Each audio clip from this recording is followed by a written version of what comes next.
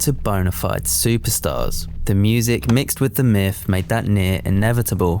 Their 2005 follow-up, Human After All, could not have been more different.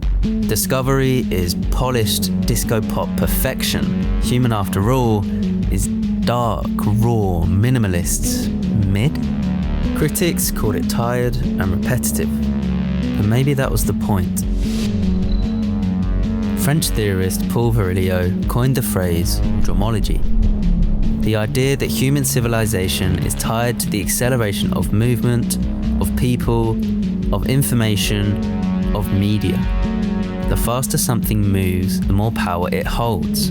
Whoever controls speed controls the world. I define our strategy as if we can learn faster than every other company, we're gonna win. Every invention from trains to the internet makes life faster and therefore changes how we experience space, time, and even ourselves. Speed changes perception. When everything moves at the speed of light, reality becomes compressed. The moment replaces duration. Culture becomes obsessed with immediacy, instant communication, instant entertainment, instant gratification. Now, it's hard to say for sure, as all we've got from the Robots is that the album speaks for itself, but to me, Human After All feels like a reflection of Virilio's ideas. Made in just 6 weeks, obsessed with repetition, acceleration, and the collapse of emotion under technological pressure. If Discovery celebrated the dream of becoming robots, Human After All showed the nightmare that followed. The human beneath the circuitry, desperate to feel again. I think one question I think a lot of the fans have is, when are you going to come and tour? We don't know yet right now because we are robots now. We want to do something fresh and interesting and just take the time to set it up. Coachella 2006, Daft Punk plays. And people's minds get blown. And the first thing that you hear is the Close Encounters melody.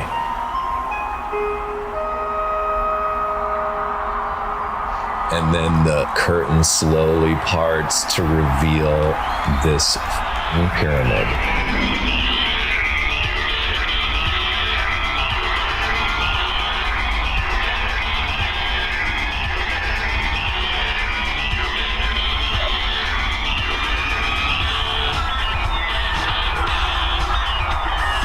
It was kind of the birth of EDM right there.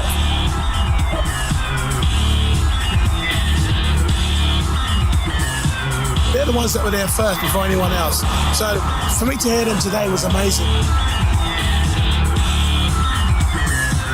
Night after night, city after city, Daft Punk wowed audiences without saying a word on stage. We're from Hereford, which is by Wales in England. Came to see Daft Punk. And we came here to see Daft Punk. Sotto quelle maschere Daft Punk ci sarebbe potuto essere chiunque. They do not much more than pressing some buttons, but the show is like massive. But it's all DJs would be playing all across the country. Wherever I was playing, it was like Daft Punk, Daft Punk, Daft Punk. Then we'd always be doing like that pyramid.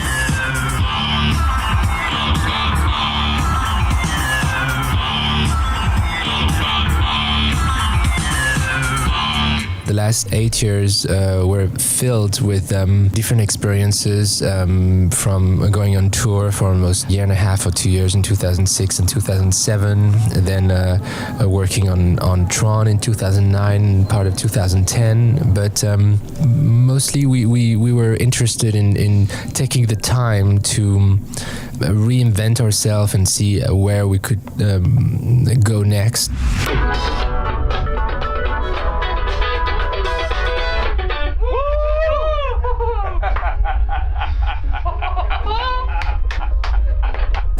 They said something to me that blew me away. They said that they wanted to do an album as if the internet never existed. It's time to have something new in the dance world. I never knew how live instrumentation was recorded before. I didn't know that you set up different microphones in front of guitar amplifiers to get different sounds, and how many tracks just for the drums. The magic was that it's live instrumentation in a lost art form. And just being at the studio and just the vibes there, you just feel a presence. So I spent most of my time over the last 15 years in a room. I'm here for 3 weeks. It's like, I don't want to go home. Like, you know, you're already thinking like, this is so amazing. You want it to last. To see the looks on their faces as they listened back to some of the recordings they had done when I was in the studio, to see that joy on their face. Thomas was sort of at the controls, but he would constantly be looking back. Like he would do something, but he would always kind of check in with Guy-Man, and Guy-Man would say like, 2 more bars of that, or not like that.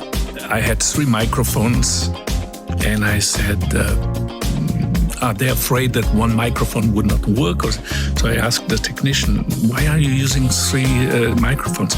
He said, okay, you see, the one on the left is an old sound of the 60s, one of the 70s, and this is today.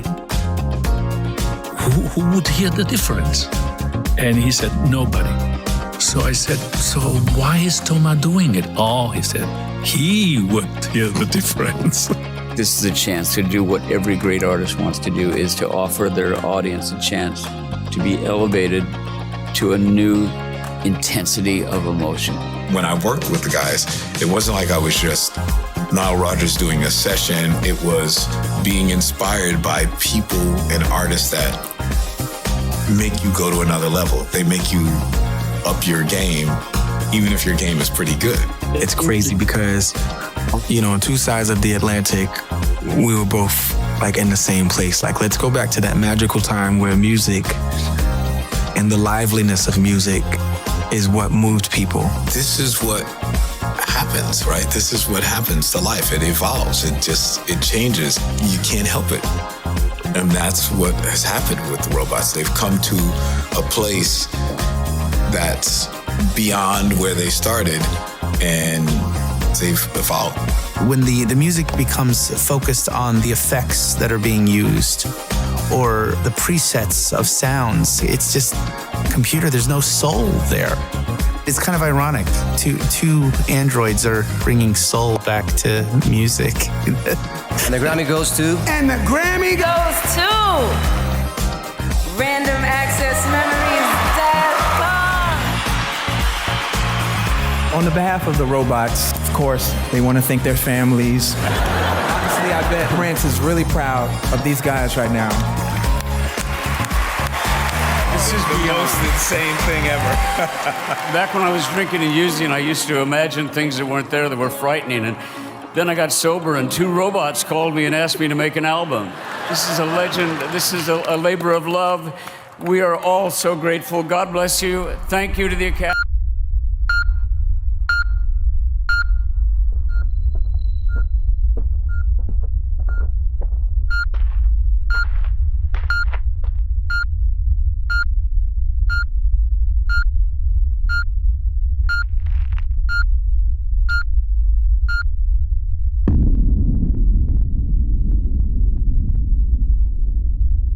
Ultimately, Daft Punk's end came down to closing the chapter on a story they saw as perfect. For me, it just makes so much sense. When you see what they did, they start sampling their favorite artists and ending working with them, just closing this loop. There's nothing you can add to this. This is it. For me, it's just perfection. The duo have hardly spoken about the split, but of course, Thomas is the one to break the silence. In an interview with the BBC, he said, "We tried to use these machines to express something extremely moving that a machine cannot feel, but a human can. We were always on the side of humanity and not on the side of technology. My concerns about the rise of artificial intelligence go beyond its use in music creation. I love technology as a tool, but I'm somehow terrified of the nature of the relationship between the machines and ourselves. As much as I love this character, the last thing I would want to be in the world we live in 2023 is a robot." So, who were Daft Punk? 2 kids from Paris who loved music. They became robots to protect their humanity and preserve their art. And whilst the robots were on a path to become more human, society was being pulled deeper into a digital tide, unable to resist.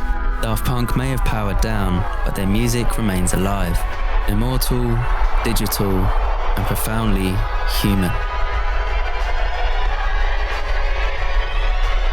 I've been Scott from Stage Dive. Thank you for watching.